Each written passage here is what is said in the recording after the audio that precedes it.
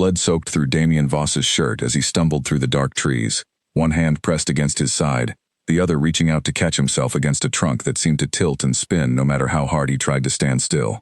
His legs would not obey him anymore. Every step felt like walking through wet sand, and the world had turned into a smear of black branches and silver moonlight. Somewhere behind him, low voices called to each other, sharp and urgent, hunting voices, the kind that did not stop until they found what they were looking for. He was the Alpha King of the Voss Pack, ruler of lands that stretched from the northern ridges to the river valleys in the south, a man who had never once in his adult life felt truly powerless. Tonight, that had changed. The poison moving through his blood was not ordinary wolfsbane. It burned instead of merely weakening, and worse, it had locked away the part of him that should have let him shift, heal, run faster than any human could ever hope to chase. Without that power, he was only a wounded man in the wrong forest, at the wrong hour, with the wrong people hunting him. His guards were gone. He did not know if they were dead or scattered, only that the ambush had come from nowhere, arrows and blades appearing out of shadow the moment his convoy crossed into the border woods for what was supposed to be a quiet diplomatic journey. He had trusted the route. He had trusted the men who planned it. That trust now felt like the first wound, deeper than the blade that had opened his side. Damien's foot caught on a root, and he went down hard, his palm scraping against damp earth and old leaves. For a moment he simply lay there, chest heaving, listening to his own heartbeat pound unevenly in his ears. He thought, with a strange and distant calm, that this might be how it ended. Not in battle, not defending his people, but bleeding out alone in a forest that did not even belong to his kingdom. Then he heard it. Not the voices of the hunters, something else. A soft rustle, quick and light, like the footsteps of an animal too small to be dangerous. He turned his head, vision swimming, and saw a shape crouched a few feet away, between two twisted roots. A child, a small girl with tangled brown hair and eyes that seemed far too old for her face, wrapped in a cloak stitched together from mismatched pieces of cloth. She was staring at him the way people stare at something they are deciding whether to trust. Damien tried to speak, to warn her away, to tell her that danger followed him and she should run before it found her too. Only a rasping breath came out. The girl moved first. She crossed the space between them in 3 quiet steps and knelt beside him, pressing a small hand over his mouth before he could make another sound. Her touch was surprisingly firm for someone so young. "Be quiet," she whispered, her voice barely more than air. "Follow me." He stared at her, uncomprehending. Follow her. He could barely lift his own head, let alone move quickly enough to escape armed men who wanted him dead. But something in her expression, something steady and unafraid despite her small size, made him try. He pushed himself up onto his elbows as the voices behind them grew louder, closer, cutting through the underbrush like knives through cloth. The girl slid her thin shoulder under his arm. It should not have worked. She could not have weighed more than a sack of grain, and he was easily 7 times her size. But she braced her feet and pulled with a strength that seemed to come from somewhere beyond her body. And somehow, together, they moved, step by shuffling step, away from the voices, deeper into a part of the forest where the trees grew so close together that moonlight barely reached the ground. "Where?" Damien managed, the word costing him more effort than it should have. "Not now," she breathed. "Quiet. They have ears like wolves." He almost laughed, a broken, painful sound that he swallowed before it could escape. If only she knew how right she was, and how wrong at the same time. The men hunting him were not wolves. They were something colder, something that had been paid to make sure the Alpha King never returned home. They moved for what felt like hours but was likely only minutes, the girl guiding him around fallen logs and through gaps in thorn bushes that a grown man would never have noticed on his own.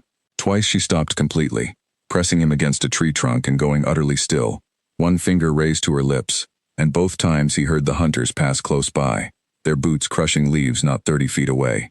Both times, they did not look in the right direction. It was as if the forest itself had decided to hide the girl and everything she chose to protect. Damien's strength was fading fast. His vision kept narrowing at the edges, darkness creeping in like water rising around a sinking ship. He was losing too much blood, and the poison was doing its slow, cruel work beneath his skin, numbing muscle and mind together. He knew, with the clear-eyed honesty that sometimes comes right before collapse, that he would not make it much farther on his own legs. "Almost there," the girl whispered, as if she had read the fear in his face. "Almost there. Stay with me. Stay with me." Such a small phrase, spoken by someone who could not have been more than 7 or 8 years old, and yet it steadied something in his chest that had been unraveling since the first arrow struck. He tightened his grip on her thin shoulder and forced his legs to keep moving. They came to a place where the ground dipped low, hidden behind a wall of tangled roots and hanging vines that looked, at first glance, like nothing more than an overgrown thicket. The girl pulled aside a curtain of leaves to reveal a narrow opening, barely large enough for a grown man to crawl through, leading down into what looked like a burrow dug into the side of a small hill. "In here," she said. "Quick." Damien hesitated only a moment. Every instinct honed by years of leadership told him to be cautious of unknown spaces, unknown allies, unknown children who appeared out of nowhere in a forest full of enemies.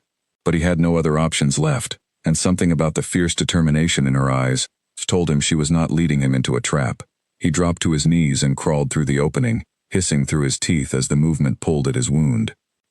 Inside, the space was larger than it looked from outside. A hollow carved from earth and old roots, lined with dried moss and leaves that had clearly been gathered and arranged with care over time.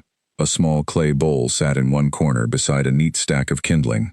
This was not a place stumbled upon by accident. This was a home, built by small hands, meant to keep someone alive through long nights alone. The girl crawled in after him and pulled the curtain of leaves back into place, sealing the entrance so completely that from outside, it would look like nothing but forest debris. She sat back on her heels and studied him in the faint moonlight filtering through gaps in the covering, her small face serious, calculating, far too composed for a child her age. "You're hurt bad," she said. It was not a question. "I've had worse," Damien lied, though even to his own ears the words sounded weak. The girl did not argue with him. She simply reached toward the hem of his torn shirt and began peeling it back from the wound at his side with careful fingers, wincing in sympathy at what she found there. Damien bit down hard against the pain, refusing to let sound escape him. Even now, even bleeding and poisoned and hidden in a hole in the ground, some part of him still felt the need to appear unshaken in front of another person, even a child. "What's your name?" he asked, mostly to distract himself from the sting of her fingers probing the wound's edges. "Ren," she said, not looking up from her work. "Ren," he repeated. The word felt strange and small in his mouth. A name that belonged to a bird rather than to whatever had just saved his life. "How do you know these woods so well?" "I've lived here a long time," Ren said simply, and something in the flatness of her tone told him not to ask further, not yet. There would be time for that later, if there was a later at all. She reached for the clay bowl in the corner and filled it with water from a small skin flask tied to her belt, then began tearing strips of cloth from what looked like an old blanket, folding them with practiced efficiency. Damien watched her work, fascinated despite the pain and the fear still humming through him, wondering how a child could move with such calm precision, as if tending wounds was as familiar to her as breathing. "You've done this before," he said. Ren's hands paused for just a moment, once or twice. Outside, faint and distant now, he could still hear voices calling to one another, searching, growing frustrated, as the trail they had been following seemed to vanish into nothing. Ren's head lifted at the sound, her whole body going still and alert, listening the way a rabbit listens for the shadow of a hawk overhead. Then, slowly, the voices faded further, moving away, drawn off by whatever false trail the forest had offered them instead. "They'll come back," Ren murmured, almost to herself. "They always come back when they haven't finished what they started." Damien studied her in the dim light, this strange, fierce little creature who spoke with the weary certainty of someone who had survived things no child should ever have to survive. He did not yet know who she was, or how she had come to live alone in a forest full of danger, or why fate had placed her exactly where a dying king needed her most. But he knew, with a clarity that cut through even the fog of poison and pain, that he owed her his life already, and the night was far from over. Ren pressed a folded cloth against his wound and guided his own hand to hold it in place. "Keep pressure here," she instructed, her voice calm but firm, the voice of someone giving an order rather than a suggestion. "I need to find something for the poison. I can smell it in your blood." Damien's eyes widened slightly at that. "You can smell it?" "Grandmother taught me," Ren said, already moving toward a small gap at the back of the burrow that led, apparently, to another hidden passage deeper into the earth. "She said poison has a smell like burnt copper, if you know how to look for it. You have that smell all over you." Before he could ask another question, she disappeared into the dark passage, leaving him alone in the small hollow, with only the sound of his own labored breathing and the distant, fading calls of men who wanted him dead. For the first time since the ambush began, Damien allowed himself a single, shuddering breath of something close to hope.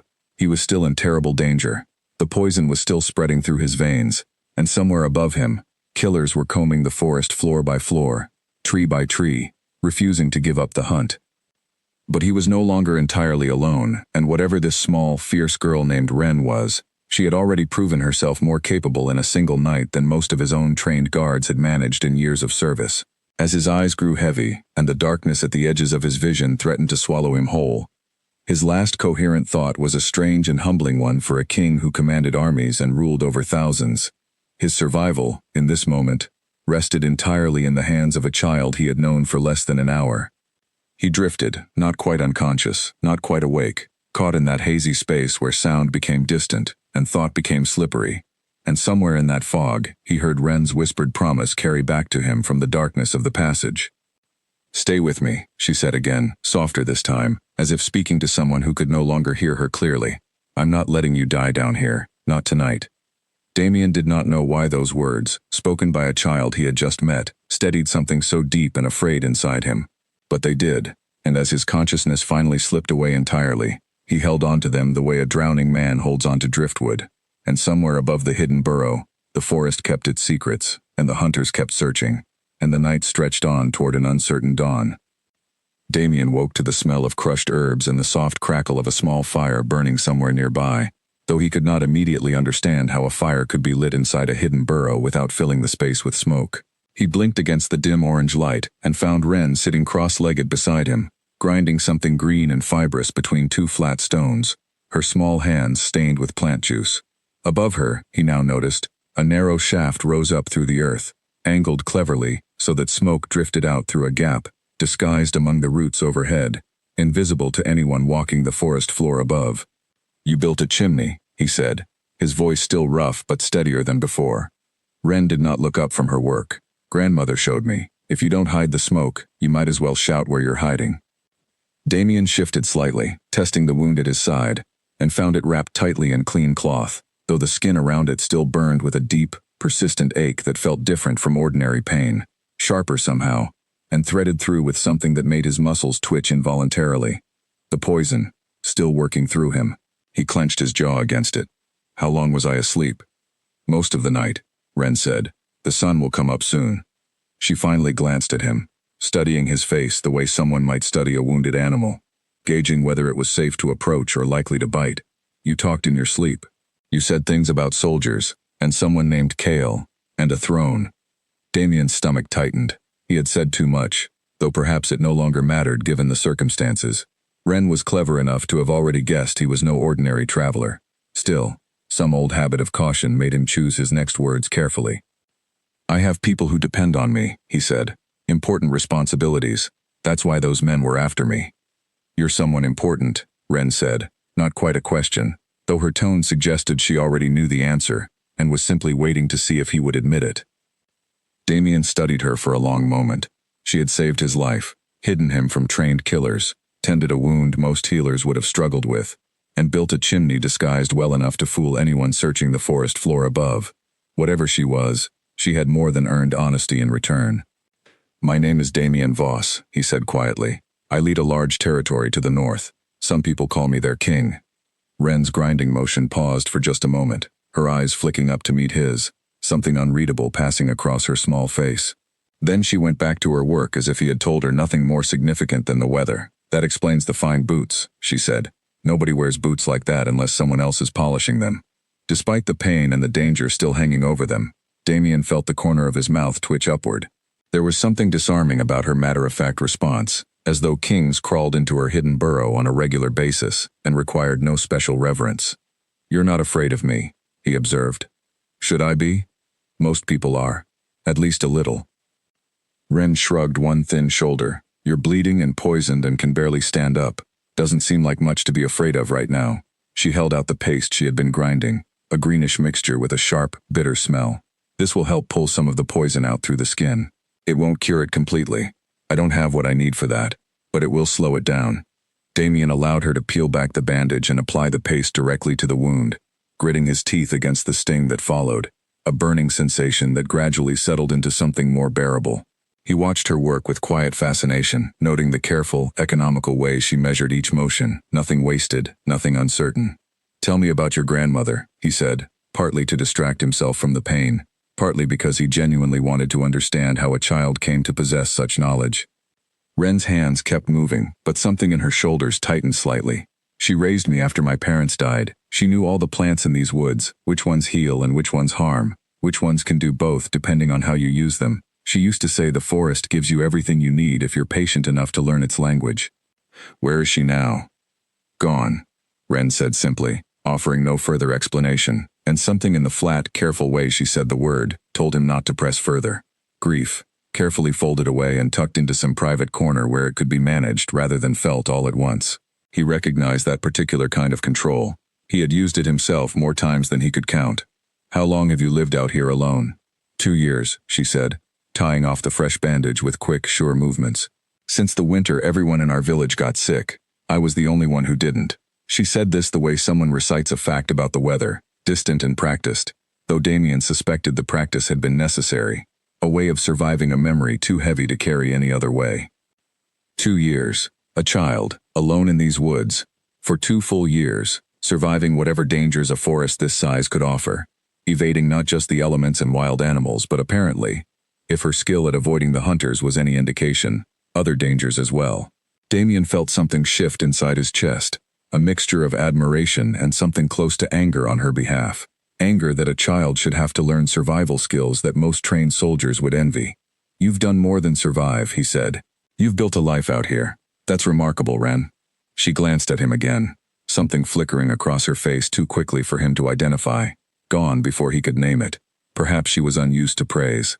Perhaps she did not entirely believe him. Either way, she said nothing, returning her attention instead to checking the wound one final time before covering it with a fresh layer of cloth. A distant sound reached them then, faint but unmistakable, the crack of a branch breaking underfoot somewhere above the hidden burrow. Ren went utterly still, one hand pressed flat against the earthen floor as if she could feel vibrations through the ground itself. Damien held his breath, every muscle in his body tensing despite the pain that protest brought. They waited, seconds stretching into what felt like minutes, until Ren finally released a slow breath and relaxed slightly. "Dear," she whispered. "Not them. How can you tell the difference?" Deer stepped light and quick, then paused to listen. Men walk heavier, and they don't pause the same way. They talk to each other, even when they think they're being quiet. Deer don't talk at all. She said this with the calm authority of someone stating an obvious fact, something so fundamental to her understanding of the world that she seemed almost surprised he didn't already know it. Damien filed this information away with genuine respect. He had spent years training soldiers to track and hunt, and yet this small girl possessed an instinctive understanding of the forest that put many of his most seasoned trackers to shame. If he survived this ordeal, he found himself already thinking about what a mind like hers might accomplish given proper training and resources, though he pushed that thought aside for now. Survival came first. "The men hunting me," he said carefully. "Have you seen anyone like them in these woods before? Strangers, armed, searching?" Ren considered this for a moment. Sometimes travelers pass through on the old road to the east. Most keep moving. These ones stopped. They've been walking in circles since last night, which means they don't know these woods at all. That's good for us. Bad hunters get careless when they're frustrated. You've been listening to them. I listen to everything, she said simply. It's how I stay alive. Damien studied her again, this time with a growing sense of something beyond mere gratitude. There was a sharpness to her, a clarity of thought that belied her small size and young age, honed no doubt by 2 years of solitary survival where every mistake carried real consequences. He thought of his own court, filled with advisors who postured and calculated for personal gain, and felt a strange, uncomfortable clarity settle over him. This child, with nothing but a hidden burrow and inherited forest knowledge, had shown him more genuine loyalty and competence in a single night than most of the people he paid to protect him. "Ren," he said quietly, "when this is over, when I'm safely returned to my people, I want you to know that what you've done tonight will not be forgotten. Whatever you need, whatever would help you, I intend to see it provided." She looked at him then with an expression he could not quite decipher, something guarded and uncertain, as if promises from powerful people were not things she had learned to trust easily. "Let's just get you through tonight first," she said. "Promises are easy to make in the dark. We'll see what they're worth once the sun comes up." There was a wisdom in that response that struck him harder than he expected, a wisdom earned through hard experience rather than age. He nodded, accepting the fair caution in her words, and let the silence settle between them as the fire crackled low, and the distant forest continued its restless search above their hidden shelter. Outside, the first pale hints of dawn were beginning to creep across the sky, though neither of them could see it from within the earthen hollow. And somewhere beyond the trees, the men who wanted Damien dead had not yet given up their hunt. By the second day, the hunters had not left the forest, and their patience seemed to be running out. Damien could hear it in the way their distant voices had shifted, no longer cautious and methodical but sharper, edged with frustration, occasionally rising loud enough to catch full sentences carried on the wind. They were arguing among themselves now, blaming one another for losing the trail, and Wren listened to every word with the quiet focus of someone gathering intelligence rather than simply overhearing noise. "They think you crawled toward the river," she reported, crouched near the small gap where fresh air and faint sound filtered into the burrow. "Good. The river is 2 miles from here. That buys us time." Damien sat propped against the earthen wall, stronger than he had been the night before but still far from steady. The paste Wren had applied seemed to be working, slowing whatever the poison intended to do, though a persistent weakness lingered in his limbs that no amount of willpower could fully push aside.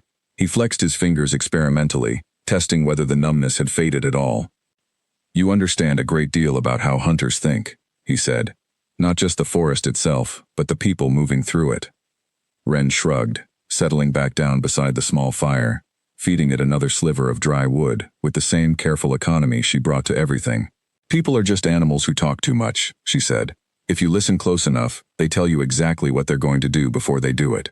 That's a clever way to see the world. It's the only way that's kept me alive."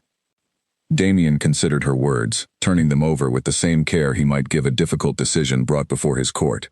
There was a hardness to her perspective that unsettled him slightly, not because it was wrong, but because it revealed just how much a child so young had already learned to expect danger from every direction. He wondered, not for the first time, what kind of village had raised a girl capable of this kind of vigilance, and what exactly had happened to leave her the only survivor. "Tell me about your village," he said gently, "before the sickness came." For a moment, Wren said nothing, her small hands still, staring into the low flames. When she finally spoke, her voice had softened slightly, losing some of its careful guardedness. "It was small, maybe 40 families, all farmers and woodcutters. My father cut timber for the mill down the valley. My mother kept bees. We had a dog named Pepper who used to steal bread whenever nobody was watching." A faint, fleeting smile crossed her face at the memory, gone almost as quickly as it appeared. It wasn't a grand place, but it was home. What happened? "A traveling merchant came through with goods from the coast. A few days later, people started getting sick. Fever first, then something worse. Grandmother tried everything she knew, every remedy, every plant, but it wasn't the kind of sickness plants could fix." Her voice remained steady, though Damien could hear the careful control beneath it, the discipline of someone who had rehearsed this explanation many times in her own mind, smoothing away the sharpest edges so she could speak it aloud without breaking. "She kept me away from the village once she understood what was happening, made me promise to stay in the forest, no matter what I heard. I heard a lot, those first few days." Damien felt something tighten in his chest, an ache that had nothing to do with his wound. "And your grandmother?" "She stayed to help the others. She said someone had to try. She got sick on the 4th day and was gone within a week." Wren picked up a small stick and pushed at the embers, watching sparks rise and scatter. "By the time it was over, there was no one left to bury. I did what I could, but I was small, and the ground was frozen. I left offerings instead, flowers when I could find them. It felt wrong to leave nothing." The quiet dignity in her words struck Damien deeply. Here was a child who had lost everyone she loved to an illness she could not fight, who had been forced to make an impossible choice between honoring her grandmother's dying wish and honoring the dead she left behind, and who had somehow built a functioning, resourceful life from the wreckage of that loss. He thought of his own losses, the political betrayals and small griefs of ruling a kingdom, and felt humbled by comparison. "I am sorry, Wren," he said quietly. "Truly sorry. No one should have to carry what you've carried, especially not someone your age." "Sorry doesn't fix anything," she said, though not unkindly, simply stating what she had clearly come to understand as fact. "It's just a thing people say. I stopped needing people to say it a while ago. What do you need then?" She considered the question seriously, as if genuinely surprised anyone had bothered to ask it in a meaningful way. "I used to think I needed someone to come find me, some relative or a kind family from another village, someone to take me somewhere safe." She poked at the fire again. "Nobody came, so I stopped waiting and just learned to take care of myself instead. Now I mostly need things to stay quiet, and food to stay steady, and for people like the ones hunting you to stay far away from my part of the forest. Damien absorbed this with a growing sense of resolve. Whatever happened once the hunters were dealt with and he returned safely to his own lands, he knew with absolute certainty that he would not simply walk away from this remarkable child and leave her to continue surviving alone in a forest full of danger. But he said nothing of this plan aloud yet, remembering her earlier caution about promises made in the dark. Instead, he simply nodded, filing the resolve away where it could grow stronger before he spoke it. "The men hunting me," he said instead, shifting the conversation to more immediate concerns. "You said they argued about the river. Do you think they'll search elsewhere once that trail runs cold?" "They will," Ren said. "Hunters like that don't give up easily. Someone is paying them, and paid men don't like going home empty-handed." She glanced toward him, something calculating in her expression. "You said someone betrayed you, back where the ambush happened. Do you know who?" The question landed like a physical blow, because Damien had been avoiding exactly this thought since the moment he regained enough clarity to think clearly at all. The ambush had been too precise, too well-timed, striking exactly where his guard formation was weakest, on a route that only a handful of trusted advisors had known in advance. It was not the work of opportunistic bandits. It was planned by someone who understood his movements intimately. "I don't know for certain," he admitted, "but I fear it may be someone close to my own court, someone I trusted." Ren's expression did not change much, though something knowing flickered behind her eyes, the look of someone who had already learned harsh lessons about trust and betrayal, despite her young age. "Then when you go back," she said, "you'll need to be careful about who you trust with your recovery. If someone wanted you dead badly enough to plan an ambush this well, they won't stop just because the first attempt failed." The clarity and maturity of her assessment struck him again, a reminder that survival had taught her to think several steps ahead, in ways that most adults, cushioned by safer lives, never needed to develop. He nodded slowly, turning the problem over in his mind even as exhaustion and lingering poison pulled at the edges of his focus. "You're right," he said. "I'll need allies I can trust completely before I return. My beta, Kale, is one of the few people I would trust with my life without hesitation. If he's still searching for me, and I believe he is, he'll bring only soldiers whose loyalty has been tested over years, not months." "Then we need to find a way to reach him," Ren said, "without leading the wrong people to us first." "We?" Damien repeated softly, something warm settling in his chest, despite the danger surrounding them. "You don't have to keep risking yourself for me, Ren. You've already done more than anyone could ask." She looked at him with an expression that was somehow both young and ancient at once, patient in the way of someone who had already decided her course and saw no reason to revisit the decision. "I found you dying in my woods," she said simply. "That makes you my responsibility until you're not dying anymore. Grandmother taught me that too. You don't start helping someone and then stop halfway, just because it gets harder." Damien felt something shift inside him at those words, a quiet reordering of priorities that would linger long after this ordeal ended. Whatever happened next, however this dangerous chapter concluded, he knew he was looking at someone whose fierce loyalty and quiet courage deserved more than gratitude. It deserved a future far better than the one fate had handed her. Outside, the distant voices of the hunters continued their frustrated search, and inside the hidden burrow, a king and a child began quietly planning how to survive what still lay ahead. The following afternoon, the hunters returned closer than they had come since the first night, their voices carrying clearly through the still forest air, as they argued over a map spread across a fallen log not far from the hidden burrow's entrance. Ren froze at the sound, one hand shooting out to grip Damien's arm in warning, her whole body going rigid with focus. He held his breath, listening as best he could, catching fragments of a conversation that chilled him more than the physical danger itself. "Says the girl's tracks lead this way," one voice muttered, low and rough. "Small feet. A child living out here alone, maybe." "Doesn't matter who else is out here," another voice snapped back. "Find the king. That's what we're paid for. If a child gets in the way, that's not our concern." Ren's grip on Damien's arm tightened, though her expression remained carefully controlled, revealing nothing of whatever fear might be moving through her. Damien felt a fierce protectiveness rise up inside him, sharp and immediate, the same instinct that had once made him a formidable leader on any battlefield. These men had already tried to kill him. He would not allow them anywhere near the child who had saved his life. "We need to move," Ren whispered, so quietly the words were barely more than breath. "This spot isn't safe anymore. They're getting too close." "You said this burrow was hidden," Damien murmured back, matching her volume. "Hidden from careless searching. Not hidden from someone determined enough to check every hillside for hollow spaces." She was already gathering the few supplies scattered around the small fire, moving with quick, economical efficiency despite the tension radiating from her small frame. There's another place, farther north, near the old stone ruins. It's better hidden, but it's also farther, and you're still weak. Damien pushed himself upright, testing his legs, gritting his teeth against the persistent ache that still lingered from both the wound and whatever remnants of poison continued circulating through his system. He was stronger than the previous night, though still far from his usual strength, and he knew with grim certainty that a journey through unfamiliar forest while being actively hunted would test even that limited recovery. "I can manage," he said, forcing conviction into his voice that he did not entirely feel. "Lead the way." Ren studied him for a moment, clearly weighing his claim against the visible strain on his face, before nodding once, decisively. She doused the small fire with practiced efficiency, scattering the ashes and covering the pit with loose earth until no trace remained, then guided him toward the narrow passage that led out of the burrow, this one different from the entrance they had originally used, exiting instead through a hidden gap on the opposite side of the small hill. Outside, the forest had grown darker beneath a canopy of thick clouds rolling in from the west, promising rain that would either help or hinder their escape depending on how heavily it fell.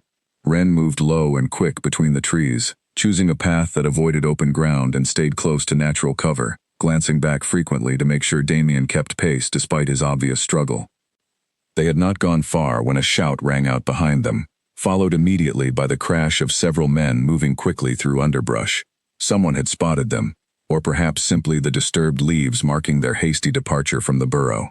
Ren's face went pale, but her composure held, and she grabbed Damien's sleeve with sudden urgency. "This way," she hissed, pulling him toward a steep, narrow ravine cut into the hillside, its walls lined with jagged rock and tangled roots that offered precarious but usable footing. "It's faster than it looks, but we have to move now." Damien did not question her judgment. He followed, half stumbling, half sliding down the uneven slope, his wounded side screaming in protest with every jarring movement. Behind them, the shouts grew louder, closer, the hunters clearly gaining ground now that stealth had been abandoned in favor of speed. Ren guided him along the ravine floor, weaving between boulders and fallen trees with an instinctive understanding of the terrain that seemed almost supernatural, given how quickly she navigated ground he could barely see clearly in the dim, cloud-darkened light. "There," she said suddenly, pointing toward a gap between two massive boulders that looked impossibly narrow. "Through there. It opens into a wider path on the other side, but they won't fit through easily if they're wearing armor." Damien squeezed through the gap, scraping his shoulders painfully against unforgiving stone, and emerged into a wider section of the ravine, just as Ren slipped through behind him with far greater ease, her small frame perfectly suited to the tight passage. Behind them he heard the frustrated grunts of larger men attempting the same maneuver, buying precious seconds of distance. They ran on, Ren leading with unerring confidence even as exhaustion began visibly wearing at her small frame, her breath coming in ragged gasps that she fought to keep silent. Damien, despite his own weakness, found himself matching her pace through sheer force of will, driven by the knowledge that stopping now meant capture, or worse, for both of them. The ravine eventually widened into a shallow stream bed, the water running clear and cold over smooth stones, and Ren immediately turned to wade directly through the center of the flow rather than continuing along the bank. "Water hides scent and tracks both," she explained breathlessly, as Damien followed her into the frigid current, the cold shocking against his skin but also, strangely, helping to clear some of the lingering fog from his mind. "If we're lucky, they'll lose the trail here." They followed the stream for what felt like an agonizing eternity, the cold water numbing Damien's legs even as it soothed some of the burning ache from his wound, until Ren finally led them up onto the opposite bank near a cluster of moss-covered stones that marked the edge of what she called the old ruins, remnants of some long-abandoned structure now reclaimed almost entirely by the forest. Broken walls, no taller than a grown man's waist in most places, formed the skeleton of what might once have been a small watchtower or shrine, and Ren moved toward a section where the stones formed a natural alcove, half buried beneath centuries of fallen leaves and creeping vines. "Here," she said, pulling aside a tangle of growth to reveal a narrow crevice leading down into darkness beneath the old foundation. "This will hide us. I found it last summer, but I've never needed to use it before now." Damien hesitated only briefly before following her down into the cramped space, grateful despite the tight confines for any shelter from the pursuit that had grown so alarmingly close. Inside, the darkness was near total, broken only by faint slivers of gray daylight filtering through cracks in the stone above. They sat in tense silence, listening as the sounds of pursuit grew closer, then paused, then gradually faded, as the hunters apparently lost the trail at the stream's edge, just as Ren had hoped. Minutes stretched into what felt like hours before Ren finally allowed herself to relax slightly, her small shoulders sagging with released tension. "I think we're safe for now," she whispered. "At least for tonight." Damien studied her in the dim light, noting the exhaustion etched across her young face, the way her hands trembled slightly now that the immediate danger had passed. She had run farther and faster than seemed possible for someone her size, navigating dangerous terrain while carrying the weight of protecting a grown man far larger than herself, and she had done it without a single complaint or hesitation. "You saved us both again," he said quietly. "I don't know how to properly thank you for what you've done." Ren wrapped her arms around her knees, drawing them close against her chest, and for the first time since he had met her, something vulnerable flickered across her expression, a crack in the careful composure she had maintained throughout their ordeal. "I'm scared," she admitted softly, her voice barely audible. "I've never had to protect someone else before, just myself. It's different, knowing someone else is depending on you." Damien felt something shift powerfully in his chest at her quiet admission, a fierce protectiveness mixed with profound respect. He reached out, gently, and placed a steadying hand on her small shoulder. "You have been doing more than protecting me, Ren. You've been leading, thinking clearly under pressure that would break grown soldiers twice your size. Whatever fear you're feeling, know that you've more than earned the right to feel proud instead." She looked up at him, her eyes reflecting the faint gray light seeping through the crevice above, and for a long moment, neither of them spoke, the weight of shared danger and unexpected trust settling comfortably between them. Outside, the forest continued its restless movement, hunters somewhere still searching, rain finally beginning to patter softly against leaves and stone, and inside the hidden alcove beneath the old ruins, an unlikely bond continued to strengthen between a wounded king and the fierce, remarkable child who had chosen, against all reasonable expectation, to save him. Rain fell steadily through the night, drumming against the old stones above the hidden alcove, and Damien found himself grateful for its cover even as the dampness seeped uncomfortably into his bones. Ren had curled into a corner of the small space, exhaustion finally overtaking her wariness enough to allow a few hours of restless sleep, though she woke at every distant sound with the reflexive alertness of someone who had never fully trusted the safety of rest. Damien watched over her during those hours, his own body still weak but his mind sharpening as the worst effects of the poison gradually receded. When morning light finally filtered gray and thin through the cracks above them, Ren stirred and sat up, immediately alert despite the shortness of her sleep. She studied Damien's face carefully, noting the improved color in his cheeks, the steadier focus in his eyes. "You look better," she observed. "I feel better," he admitted, testing the strength in his arms and finding it improved, though still far from full. "Whatever you did with that paste, it's working." Ren allowed herself a small, satisfied smile, quickly suppressed as though she were unused to accepting credit for her own competence. "Grandmother's remedies rarely fail," she said simply, "though you'll still need real rest and proper food before you're truly strong again." Damien nodded, then fell quiet for a long moment, studying the girl before him with a growing sense of curiosity that extended beyond mere gratitude. "Ren," he said eventually, "I want to understand something. You mentioned your grandmother taught you a great deal, about plants, about tracking, about surviving. But 2 years alone in a forest, avoiding capture, evading danger this skillfully, that requires more than inherited knowledge. Where did you learn to move the way you do, to think several steps ahead of trained men?" Ren considered the question seriously, tracing a finger along a groove in the old stone beside her. "The first few months were the hardest," she said. "I made mistakes, nearly got caught by wolves once, real ones, not the kind of people who call themselves that, nearly starved another time, before I learned which plants were safe. Every mistake taught me something, and I made sure never to repeat the same one twice." She looked up at him. "I suppose fear is a good teacher, if you let it teach instead of just letting it scare you still." The wisdom in her words struck him again, that peculiar mixture of childlike simplicity and hard-won maturity that seemed to define everything about her. He found himself wondering, not for the first time, what remarkable person she might become given proper guidance and opportunity. Resources that a solitary life in the forest could never fully provide, no matter how resourceful she proved herself to be. "Once this danger has passed," he said carefully, mindful of her earlier caution about promises made too easily, "I intend to see you properly cared for, Ren, not merely thanked and sent on your way, but given a genuine place of safety, education, whatever future you might wish to build for yourself." Ren's expression grew guarded again. the walls she had built around her heart clearly rising in response to his words. "You don't know me well enough to make promises like that," she said. "You've known me for 2 days. People change their minds once the danger passes, and they don't need saving anymore." "I understand your caution," Damien said gently. "You have every reason to doubt the promises of strangers, especially strangers with power who might forget their debts once safety is restored. But I give you my word, as Alpha King, that whatever else happens, I will not forget what you have done for me here."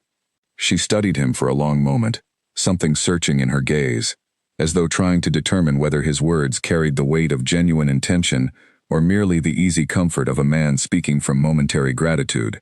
Finally, she gave a small, uncertain nod, neither fully accepting nor rejecting his promise, simply setting it aside to be judged later by his actions rather than his words.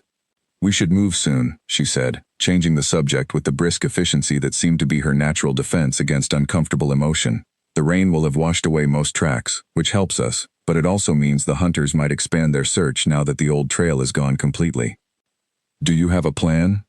Ren nodded, pulling a small, worn piece of bark from inside her cloak, on which someone, presumably her grandmother, had scratched a rough map of the surrounding forest, using some kind of dark pigment.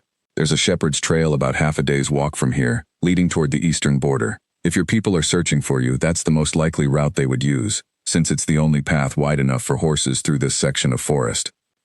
Damien studied the crude map, recognizing enough landmarks to confirm her assessment. "You're right. Kale would search along established routes first, especially once he realized the diplomatic party never reached its destination." He looked up at her. "But if the hunters know about this shepherd's trail as well, it becomes a dangerous crossing point, potentially the most dangerous stretch of our entire journey. Then we move carefully, and we move smart," Ren said, tucking the bark map back inside her cloak. "I know a way to approach the trail through dense cover, staying hidden until we can be sure it's safe to cross." They set out shortly after, moving slower than the previous day's desperate flight, Ren pacing herself to match Damien's still limited strength, while remaining constantly alert to any sign of danger. The forest around them dripped steadily from the night's rain, every leaf and branch releasing small showers of collected water whenever disturbed, and Ren moved with careful precision to avoid unnecessary noise despite the challenging conditions. As they walked, Damien found himself studying her more closely, noting details he had missed in the more urgent moments of their earlier encounters. Despite her fierce competence, she was still undeniably a child, her frame slight and clearly underfed despite whatever foraging skills had kept her alive, her clothing patched and mended countless times with whatever materials she could scavenge. The realization struck him with fresh force, how much this remarkable girl had sacrificed and endured simply to survive, let alone to extend that survival instinct toward protecting a total stranger. "Ren," he said quietly as they paused to rest beside a fallen log, "may I ask what you hope for, when you imagine your future? Not simply survival, but something beyond that. What would you want, if anything were possible?" The question seemed to catch her off guard, her expression shifting through several emotions before settling into something careful and guarded. "I don't let myself think about that kind of thing much," she admitted. "Hoping for things that might never happen just makes the disappointment worse when they don't." "Humor me," he said gently. "Just this once." Ren was quiet for a long moment, staring off into the dripping trees, and when she finally spoke, her voice had softened into something younger, more vulnerable than the careful competence she usually projected. "Sometimes I imagine having a real home again," she said quietly. "Not just a hidden burrow, but a real house, with a door that locks and a fire that doesn't need to be hidden from anyone. Maybe people who would notice if I didn't come back one evening, who would actually look for me instead of just wondering where I'd gone." She glanced at him, something searching in her expression. "Is that a foolish thing to want?" "It's not foolish at all," Damien said, his voice thick with an emotion he had not expected to feel so strongly. "It's the most natural thing in the world to want, Ren. Everyone deserves a home where they are missed and sought after and loved. No one should have to live without that, especially not someone as remarkable as you." She looked away quickly, though not before he caught the glint of unshed tears in her eyes, swiftly blinked away before they could fall. "We should keep moving," she said, her voice steadying back into its familiar practical tone. "The trail isn't much farther now." Damien let the moment pass without further comment, understanding instinctively that pushing further would only make her retreat deeper behind her careful walls. But he carried her words with him, as they continued through the wet forest, a quiet resolve solidifying into something unshakable. Whatever challenges still lay ahead, however this dangerous journey concluded, He would not allow this child to return to a life of solitary survival in these woods. She had saved his life without hesitation or expectation of reward. He intended to give her, in return, the home and family she had quietly confessed to wanting, whatever it took to make that promise real. They continued on through the dripping trees, moving steadily toward the shepherd's trail and whatever dangers or salvation awaited them there. An unlikely pair bound together now by more than mere circumstance, by a growing bond of trust and mutual respect that neither of them had expected to find in the middle of a forest full of hunters and hidden dangers.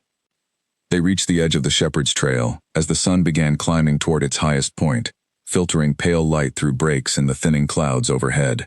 Wren guided Damien into a dense thicket overlooking the path, positioning them where they could observe the trail without being easily seen themselves, and there they settled to watch and wait, patience being the only sensible strategy given the uncertainty of who might use the crossing first. It was during this quiet waiting that Damien's mind, freed briefly from the immediate demands of survival, turned fully toward the question that had been gnawing at him since the ambush began. Someone within his own court had betrayed him. The precision of the attack, the knowledge of his exact route and timing, the composition of his guard formation, all of it pointed toward information that only a small circle of trusted advisors could have possessed. He began methodically working through that circle in his mind, each face and name bringing with it memories of years of service, of counsel given, and decisions shared, searching for any sign he might have missed, any moment of hesitation or ambition that could have curdled into betrayal. Kale, his beta, he dismissed almost immediately. Their bond forged through decades of shared battle and unwavering loyalty tested countless times. His military commanders, mostly veterans whose families had served the Vospak for generations, seemed equally unlikely, their loyalty rooted too deeply in tradition and personal honor.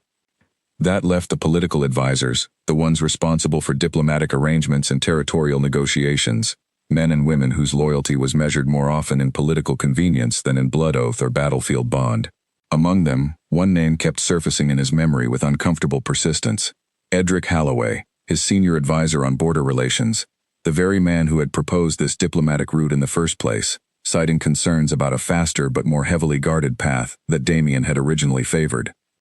The realization settled into his stomach like a stone.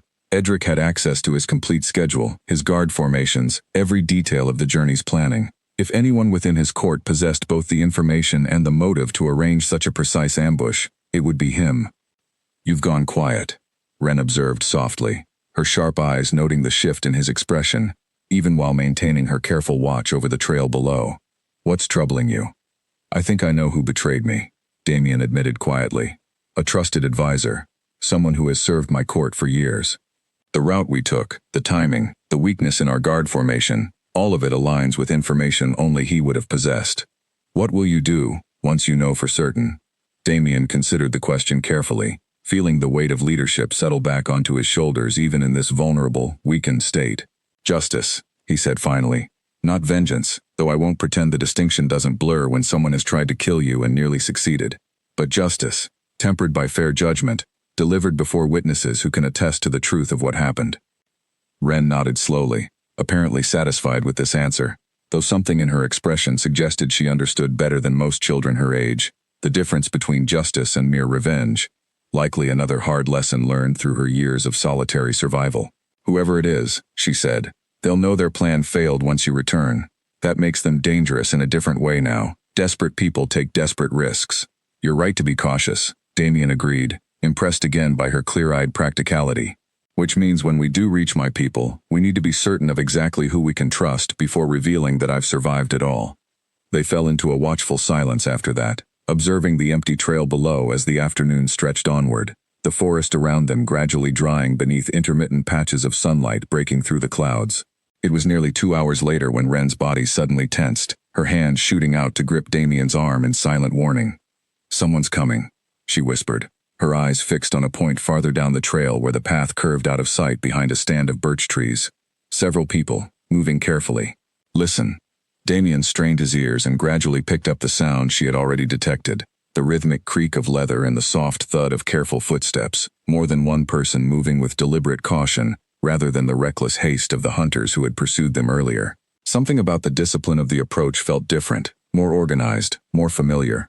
Moments later, figures emerged from behind the birch stand, and Damien felt his heart leap with a surge of hope so powerful it nearly brought tears to his eyes. Kale, unmistakable even at a distance by his distinctive bearing and the scar across his left cheek, led a small group of soldiers wearing the Vosspack's colors, moving cautiously along the trail with weapons drawn and expressions tight with worry. "That's Kale," Damien breathed, already pushing himself up from their hidden position. "My beta. Those are my soldiers." Ren's grip on his arm tightened, holding him back with surprising strength. "Wait," she hissed. "We need to be certain first. What if the betrayer sent people disguised as loyal soldiers to finish what the hunters started?" The caution, though painful given his desperate desire to reveal himself, struck Damien as entirely sound, another testament to her sharp instincts. He forced himself to remain hidden, watching carefully as Kale and his soldiers moved along the trail, calling out periodically in low voices, clearly searching for any sign of their missing king. "Kale would never betray me," Damien said quietly, though he made no further move to reveal their position. "I would stake my life on that." "You already have," Ren pointed out reasonably. "More than once, apparently, given the ambush that started all this. Let's be certain before we risk everything on a face you recognize from a distance." They watched for several more minutes as the search party moved closer, Kale's voice growing more distinct as he called out instructions to his soldiers, his tone carrying genuine urgency and worry, rather than the calculated calm of someone executing a planned assassination. Damien studied every visible detail, the way Kale moved, the familiar cadence of his voice, the genuine distress evident in his posture, until he felt certain enough to trust his instincts. "It's him," Damien said firmly. "I know Kale too well to be fooled by an imposter." That is genuine worry in his voice, not performance. Ren studied the approaching group herself for a long moment before finally nodding, her grip on his arm loosening. "All right," she said, "but we approach carefully, and if anything feels wrong, we retreat immediately back into the thicket. Agreed?" "Agreed," Damien said, grateful once again for her steady caution even in this moment of overwhelming relief. They emerged slowly from their hidden position, Damien raising a hand in greeting as he stepped onto the trail, his legs still unsteady, but his voice carrying enough authority to immediately draw every eye in the search party. Kale's head snapped around at the movement, his expression shifting from tense alertness to stunned disbelief, and then, almost instantly, to overwhelming relief. "My king," Kale breathed, rushing forward with his soldiers close behind, his weapon lowering immediately, as recognition fully registered. "We feared the worst. We've been searching for 3 days without any sign of you or the rest of the convoy." "I was ambushed," Damien said, allowing Kale to help steady him as his legs finally gave way to relief and exhaustion combined. "Poisoned, wounded, separated from my guards. I would not be standing here now if not for her." He gestured toward Ren, who had stepped forward cautiously but remained slightly behind him, her posture wary despite the evident relief surrounding them. "This child found me dying in the forest and has protected me ever since, at considerable risk to herself." Kale's gaze shifted to Ren, taking in her small frame and worn, patched clothing with an expression of profound gratitude and respect. "Then this kingdom owes you a debt beyond measure, young one," he said solemnly, offering a formal bow that seemed to startle Ren more than any danger she had faced in the preceding days. "Whatever you need, whatever you wish, you have only to ask." Ren, clearly uncomfortable with such formal attention, glanced uncertainly toward Damien, who offered her a reassuring nod. "We can discuss debts and gratitude once we're safely away from this forest," Damien said, addressing Kale directly now. "There is a matter of grave importance we must discuss privately, concerning how this ambush came to be planned with such precise knowledge of our route and formation." Kale's expression sharpened immediately, understanding the implication without need for further explanation. "You believe someone within our own ranks arranged this?" "I fear so," Damien confirmed grimly, "and until we know for certain who betrayed us, we trust no one beyond this immediate circle. Understood?" Kale nodded firmly, already issuing quiet instructions to his soldiers to maintain vigilant watch as they prepared to move the group towards safety. As the soldiers organized themselves and prepared makeshift transport to ease Damien's journey home, Ren remained close beside him, her wariness only slowly beginning to ease as she watched the genuine care and respect the soldiers extended toward their recovered king. "You were right to be cautious earlier," Damien murmured to her quietly as they prepared to depart. "But I believe we've found safety at last, thanks entirely to your protection these past days." Ren said nothing in response, though something in her posture relaxed slightly further, a cautious hope beginning to flicker behind her guarded eyes as the small group began their careful journey back toward the safety of the Vosspack's territory, leaving behind the dangerous forest that had nearly claimed a king's life, were it not for the fierce courage of one remarkable child. The journey back toward the Voss Pack's main territory proved more difficult than anyone anticipated. Barely an hour into their travel, Damien felt a fresh wave of weakness crash over him, his vision blurring at the edges as his legs buckled beneath him despite the makeshift litter the soldiers had constructed to ease his journey. Cale rushed to his side immediately, alarm evident across his weathered features. "My king," Cale said urgently, kneeling beside him. "What's happening?" "The poison," Ren said before Damien could gather enough breath to respond, pushing through the gathered soldiers with a confidence that brooked no argument despite her small size. "It's not fully purged from his system. The paste I used only slowed it down. It never cured it completely.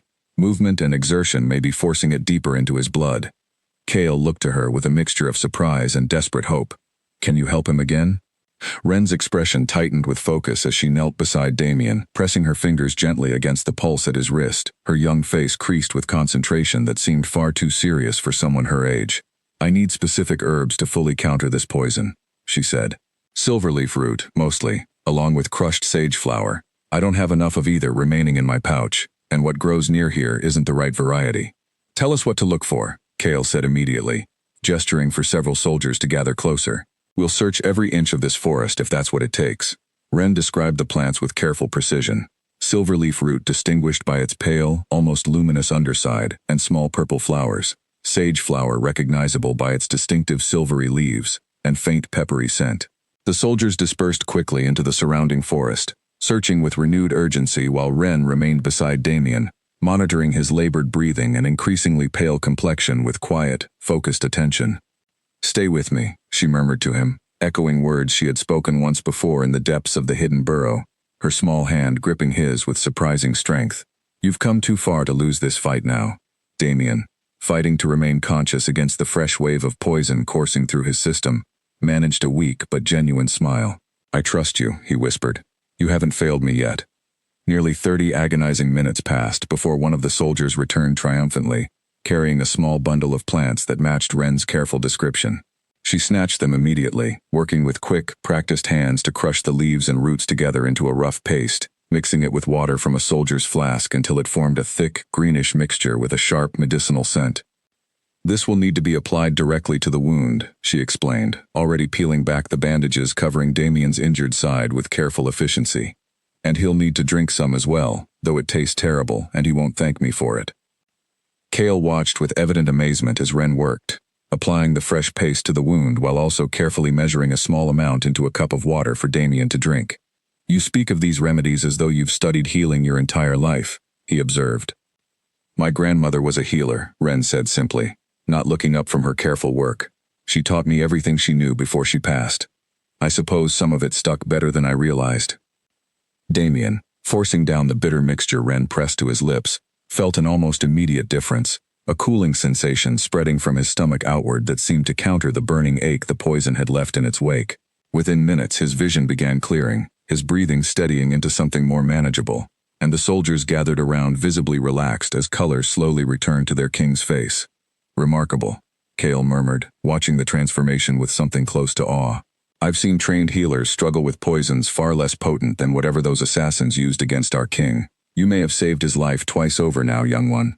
Ren accepted this praise with visible discomfort, quickly turning her attention back to monitoring Damien's recovery rather than dwelling on the compliment. "He still needs proper rest and continued treatment," she said. "This will hold the poison at bay, but it needs to be fully cleared from his system before he can be considered truly safe." "Then we'll make camp here for the remainder of the day," Cale decided immediately, already issuing orders to the surrounding soldiers to establish a secure perimeter. "Our king's safety comes before speed. We can resume our journey once he's stable enough to travel without risk." As the soldiers set about establishing camp, Damien found himself studying Ren with renewed wonder, watching as she moved between checking on him and quietly observing the soldiers' preparations, her sharp eyes clearly assessing everything happening around her with the same careful vigilance that had kept her alive through 2 years of solitary survival. Even surrounded now by armed protection and the promise of safety, she had not fully relaxed her guard, a habit born from necessity that would likely take considerable time and genuine trust to fully unlearn. "You don't have to keep working so hard," Damien said gently as she settled beside him once camp had been established. checking his pulse and the color of his skin with the same careful attention she had shown throughout their ordeal. "You've done more than enough already."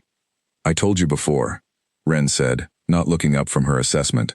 "I'm not letting you die after everything we've survived together. Not when we're this close to safety." Kale, overhearing this exchange from where he stood organizing the evening watch, glanced toward Damien with an expression that suggested he understood something significant was developing between his king and this remarkable child, something beyond mere gratitude for services rendered. He said nothing of it yet, though the observation clearly registered, filed away for future consideration. As evening settled over their makeshift camp, Damien found his strength gradually returning under Ren's continued care, the immediate crisis of the resurging poison finally stabilizing into something manageable. He watched her move among the soldiers, still cautious but gradually allowing herself small moments of something like comfort, accepting a warm meal offered by one of the younger soldiers with a hesitant but genuine smile that transformed her serious features into something younger and more vulnerable. "She's remarkable," Kale said quietly, settling beside Damien once the camp had grown quiet for the evening. "I've served you for 15 years, my king, through battles and negotiations and every manner of crisis, and I've rarely seen such competence in someone so young. What do you intend to do for her once we're safely returned home?" Damien considered the question seriously, watching Ren where she sat near the fire, finally allowing herself a moment of genuine rest after days of relentless vigilance. "I intend to give her everything she's earned and more," he said quietly. "A home, safety, the chance at a childhood that circumstances stole from her far too early. Whatever it takes, Kale, I will not allow this child to return to a life of solitary survival in that forest." Kale nodded, understanding evident in his weathered expression. "Then we should discuss how best to formalize such an arrangement once we've dealt with the more immediate matter of identifying whoever betrayed us. A ward of the crown, perhaps, or something more permanent still."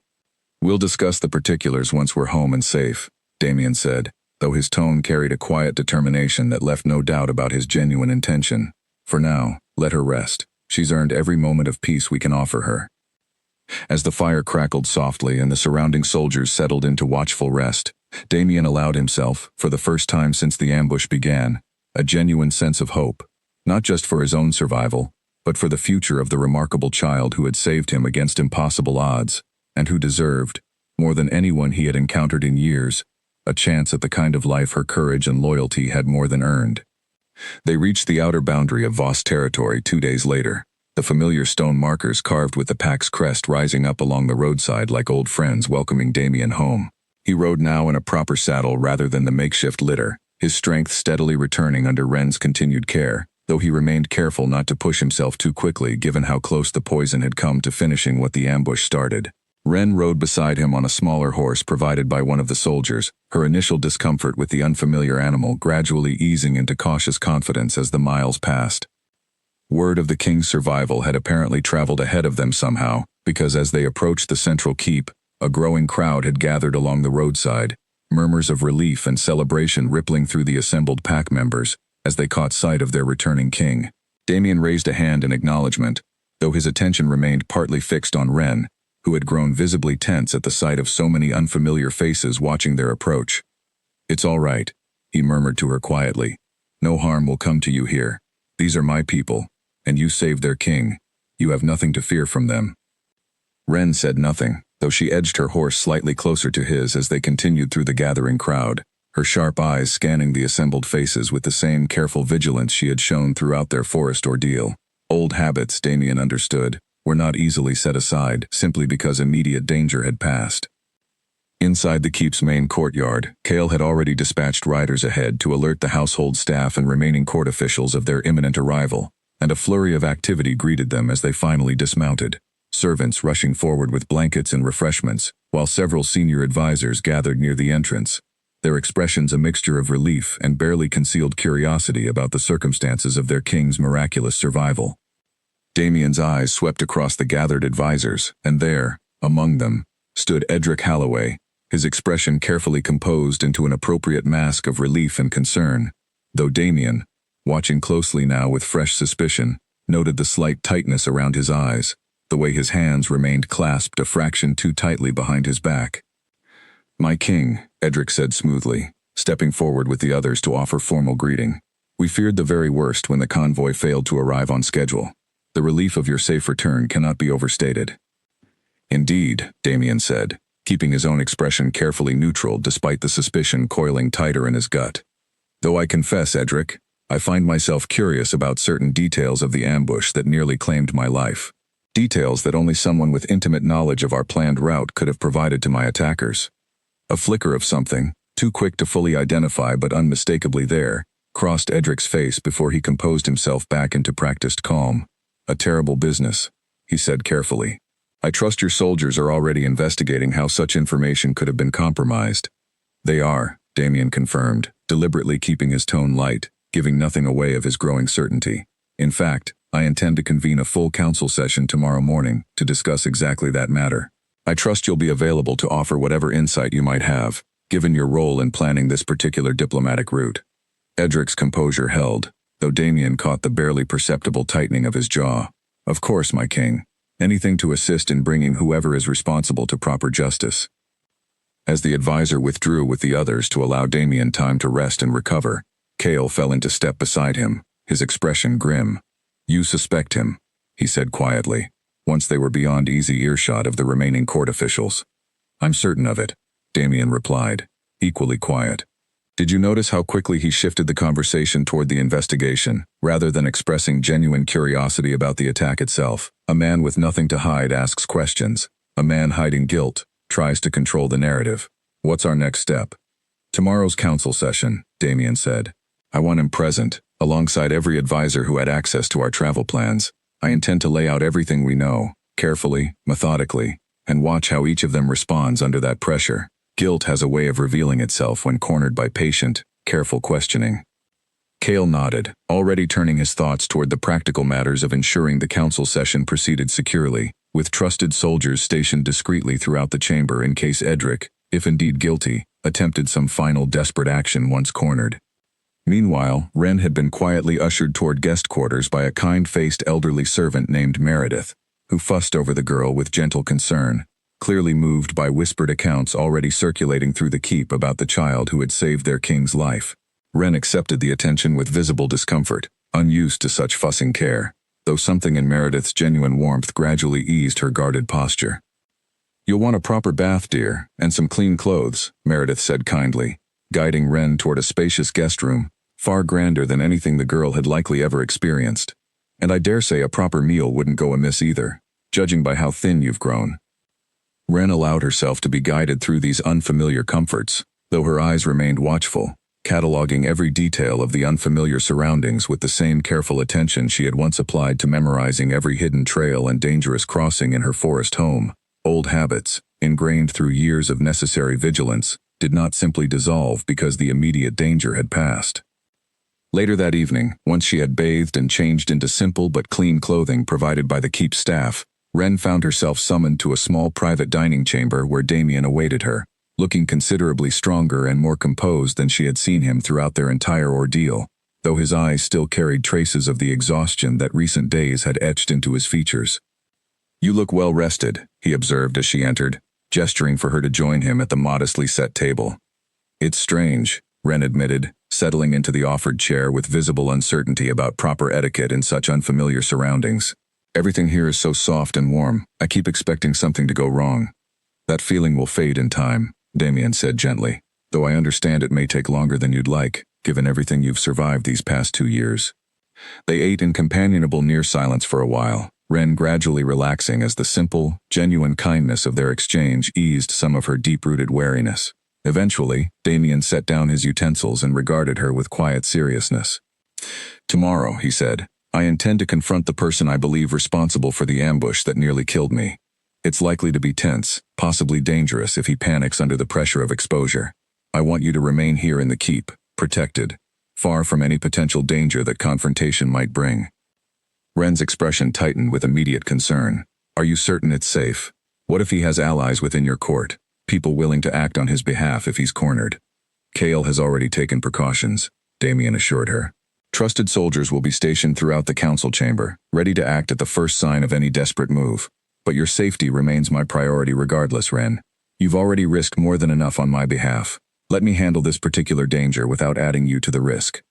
She studied him for a long moment, clearly torn between her ingrained instinct to remain vigilant and involved in any unfolding danger, and a recognition that this particular battle belonged to Damien's world of court politics and formal justice, a realm quite different from the forest survival she had mastered. Finally, she nodded, though reluctance remained evident in her expression.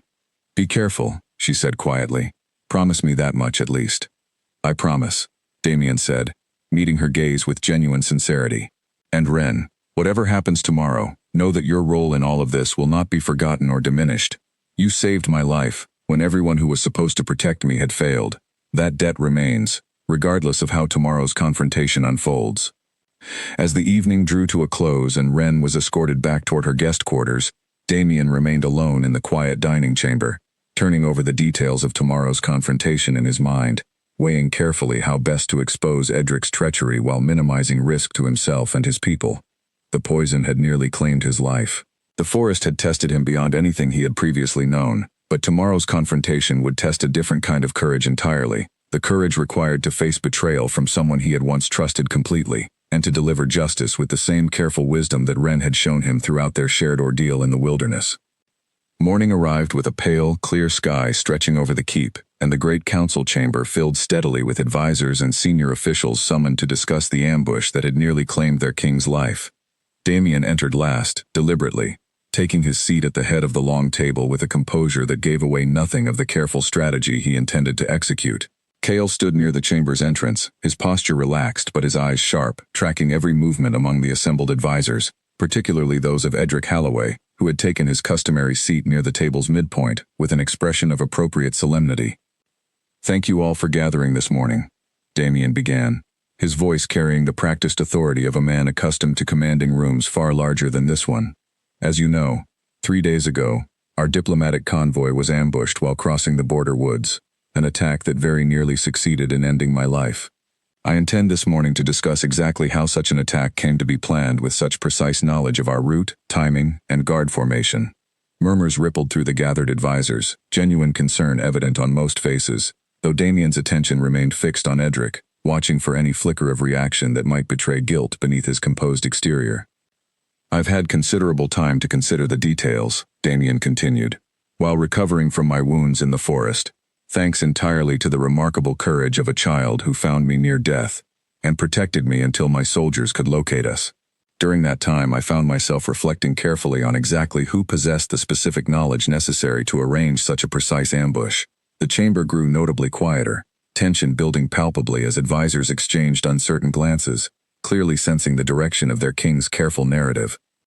"The route we took," Damien continued, "was proposed specifically by one advisor among us, citing security concerns about the more heavily guarded path I had originally intended to use. That same advisor possessed complete knowledge of our guard formation, our timing, every detail an ambush would require for precise execution." Edric's composure finally cracked, just slightly, a barely perceptible tightening around his eyes and mouth that confirmed everything Damien had already suspected. "My king," he said, his voice carrying a note of forced calm, "surely you don't mean to suggest that proposing a route constitutes evidence of betrayal? Many of us contributed to those plans." "Indeed," Damien said evenly, "which is precisely why I've spent considerable time investigating further, rather than relying on suspicion alone." He nodded toward Cale, who stepped forward with a small leather folder containing documents his soldiers had gathered during the days since their return. "My beta has uncovered correspondence between yourself, Edric, and a merchant known to have connections with rival territories hostile to our pack's interests. Correspondence discussing, in careful but unmistakable terms, compensation for information regarding my travel plans." The chamber erupted into stunned murmurs as Cale placed the documents before the assembled advisors, and Edric's careful composure finally shattered entirely, his face draining of color as he realized the full extent of what had been discovered. "This is a misunderstanding," Edric said, though his voice had lost its earlier confidence, cracking under the weight of exposure. "Simple diplomatic correspondence, nothing more." "Diplomatic correspondence does not typically include payment arrangements for the precise timing of a king's travel route," Damien said, his voice hardening now, all pretense of casual discussion abandoned. "Nor does it typically result in an ambush that very nearly succeeds in killing that same king. Tell me, Edric, what did they promise you? Gold? Position within whatever territory hoped to seize advantage from my death?" Edric's hands trembled visibly now, his carefully maintained mask of innocent concern crumbling entirely under the weight of irrefutable evidence. Power, he finally admitted, his voice barely above a whisper, though it carried clearly through the now silent chamber. They promised me a seat among their own court. Influence I would never achieve, serving beneath advisors more favored than myself within this pack. I never intended for it to go so far as actual violence, only information, only enough information to nearly get me killed, Damien finished coldly. Whether you intended violence directly or not, your betrayal set in motion an attack that killed several of my loyal guards and very nearly claimed my own life as well. That is not a small matter to be excused through claims of limited intention. Several soldiers, previously stationed discreetly among the chamber's exits per Kale's earlier precautions, moved forward now at a subtle signal from their commander, positioning themselves to prevent any desperate attempt at escape. Edric, seeing the closing net around him, seemed to deflate entirely, all pretense of dignity abandoned, as the full weight of his exposed treachery settled over him. "What will happen to me?" he asked quietly, his earlier composure entirely gone now, replaced by something closer to genuine fear. "Formal trial," Damien said, his tone leaving no room for negotiation or mercy beyond what proper justice demanded. "Before this full council, with complete evidence presented, and judgment rendered according to the laws that govern this territory, you will have opportunity to speak in your own defense, though I suspect the evidence against you leaves little room for meaningful denial." As soldiers moved to formally detain Edric, escorting him from the chamber amid a wave of shocked murmurs from the remaining advisors, Damien allowed himself a quiet moment of release, tension he had carried since the ambush's first arrow finally beginning to ease from his shoulders. Justice, though not yet fully rendered, had at least begun its proper course, and the immediate danger of an unidentified traitor within his own court had finally been resolved. The formal trial proceeded over the following days with careful thoroughness, evidence presented methodically before the full council, Edric's own confession, corroborating documents that left no reasonable doubt about his guilt. In the end, judgment was rendered with the same careful balance Damien had promised Ren in the forest: justice rather than pure vengeance, exile from Voss territory permanently rather than execution, a sentence severe enough to reflect the gravity of his betrayal while avoiding the kind of brutal punishment that might have simply mirrored the violence he had helped orchestrate. Throughout this process, Ren remained mostly within the keep's quieter sections, gradually adjusting to her unfamiliar new surroundings under Meredith's gentle guidance, though she followed news of the unfolding trial with keen interest whenever Damien found moments to share updates with her. "It's strange," she admitted one evening, as they shared a quiet meal together following the trial's conclusion. "Seeing justice handled this way, in the forest, there was no formal process for wrongdoing, only survival or consequence, immediate and often harsh." "Formal justice has its own kind of value," Damien said thoughtfully, "though I understand why forest survival might have taught you a different perspective. Both approaches share something important though, don't you think? A recognition that wrongdoing deserves consequence, measured fairly against the harm it caused." Ren considered this seriously, her sharp mind clearly turning over the comparison with genuine thoughtfulness. "I suppose that's true," she said finally, "though I confess, watching your court handle this matter has taught me something new about how larger communities manage the kind of dangers I only ever faced alone." Damien studied her with quiet pride, recognizing in her thoughtful response the same remarkable intelligence and adaptability that had first saved his life in the depths of that dangerous forest. Whatever future awaited her within his territory, he felt increasingly certain that her sharp mind and fierce loyalty would prove valuable, far beyond the immediate gratitude he owed her for his survival.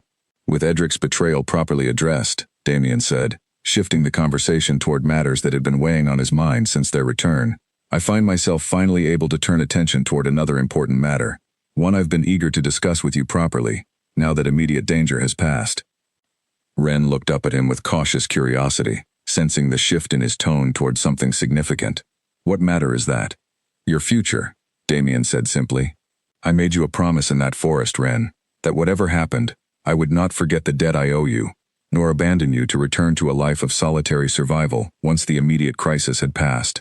I intend to honor that promise fully, in whatever way would best serve your genuine well-being and happiness."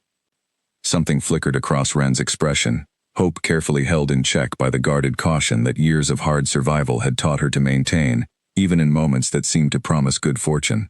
"What exactly are you proposing?" she asked quietly. "I would like to formally welcome you into my household," Damien said, his voice carrying genuine warmth despite the formal nature of his words. Not merely as a ward given shelter out of obligation, but as family, properly cared for, educated, given every opportunity your remarkable intelligence and courage deserve. A true home, Ren, exactly as you once quietly confessed to hoping for, back in that forest. Ren's careful composure finally wavered, tears gathering unbidden in her eyes as the weight of his offer settled fully over her. You would truly do that? She asked, her voice barely above a whisper. After everything, you would want someone like me, truly. Not just out of gratitude for saving your life? Not just out of gratitude, Damien said firmly, reaching across the table to take her small hand in his own larger one, though that gratitude runs deep and will never fade. But because I have come to know you these past days, Ren, your courage, your intelligence, your fierce loyalty even to a stranger who offered you nothing but danger in return, I would be honored to call you family, truly and completely, for as long as you would wish it. The tears finally spilled over then, Ren's careful control finally breaking beneath the overwhelming weight of an offer she had likely stopped allowing herself to hope for since the winter that claimed everyone she had once loved. Damien moved around the table to kneel beside her chair, offering steady, comforting presence as she processed this unexpected turn in a life that had taught her, through hard necessity, never to expect such kindness from the world.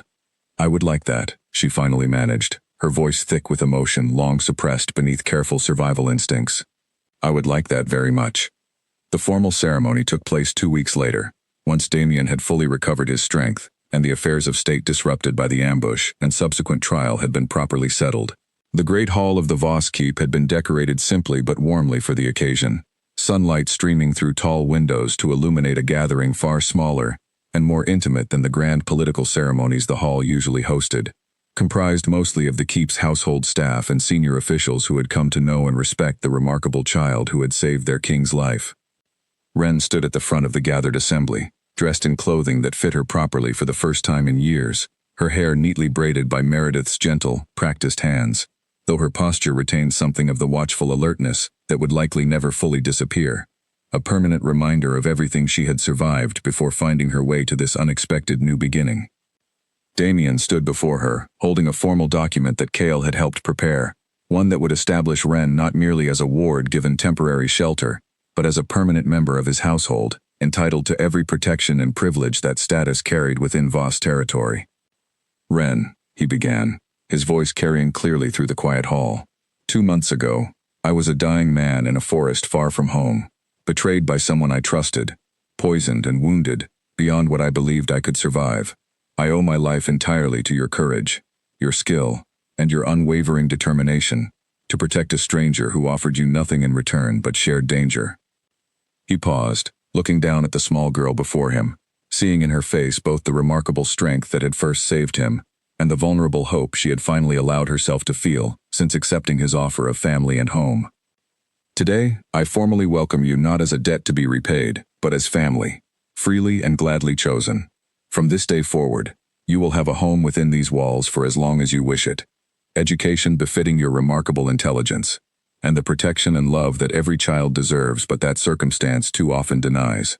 Ren, do you accept this place within my household, as my ward and, I hope in time, as someone I might come to think of as truly my own daughter?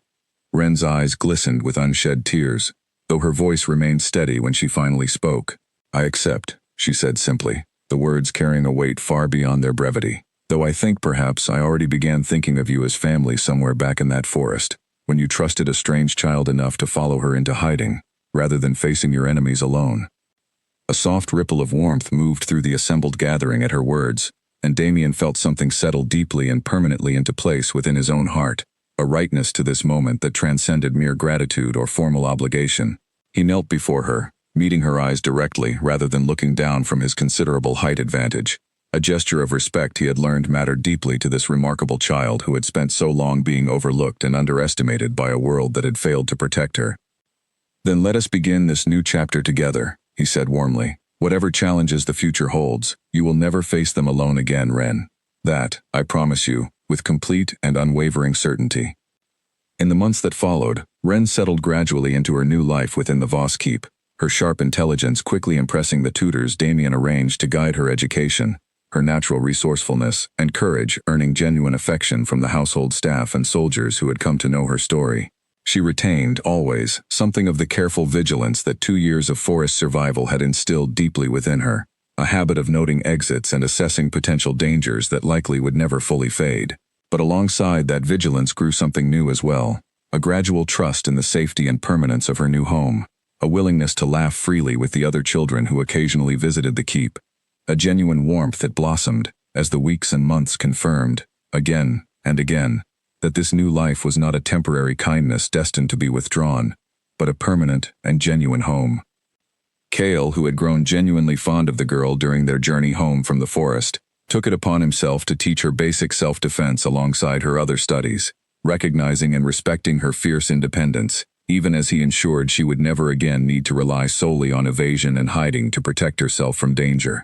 Meredith continued her gentle mentorship as well, teaching Wren the domestic skills and social graces that life within a formal court required, patient with the girl's occasional awkwardness around unfamiliar customs, while celebrating her rapid adaptation to a world so different from the solitary forest existence she had known. Damien, for his part, found himself discovering unexpected joy in his role as Wren's guardian, moments of genuine warmth and connection that had been largely absent from a life dominated by the weighty responsibilities of leadership. He made time, despite the considerable demands of ruling his territory, to share meals with her regularly, to hear about her progress with her studies, to simply enjoy her sharp wit and remarkable perspective on a world she was still learning to trust fully. One evening, nearly a year after that fateful night in the forest when a small girl's whispered words had saved his life, Damien found Wren sitting quietly in the keep's garden, watching the sunset paint the sky in brilliant shades of orange and gold, a peaceful stillness in her posture that would have seemed impossible during those first desperate days of their acquaintance.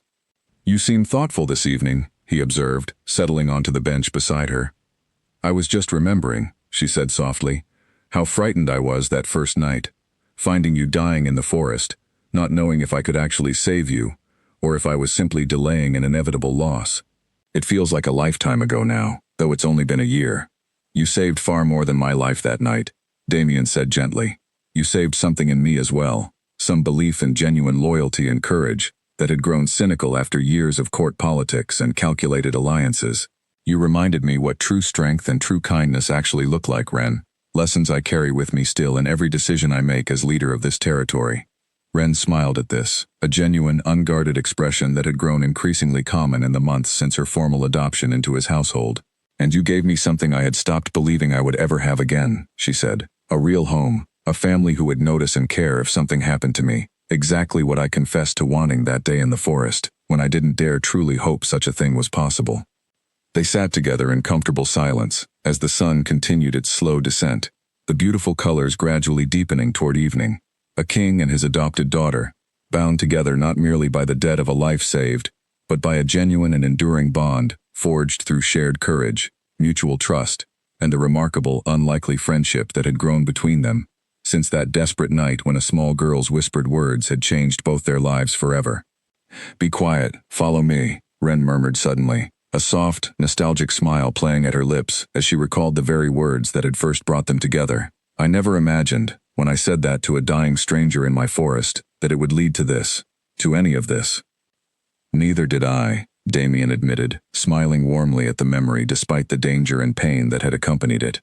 "But I have never been more grateful for anything in my entire life than I am for those words, and for the remarkable, fearless girl who spoke them." As evening settled fully over the Voss Keep, the sky finally darkening into a canvas of emerging stars, father and daughter remained together in the quiet garden, their bond a testament to the unexpected ways that courage and kindness can transform even the most desperate circumstances into the foundation for a lifetime of genuine family and belonging. Proof that sometimes the most profound rescues happen not through great armies or powerful magic, but through the simple, fierce determination of one small girl who refused to let a stranger die alone in the dark.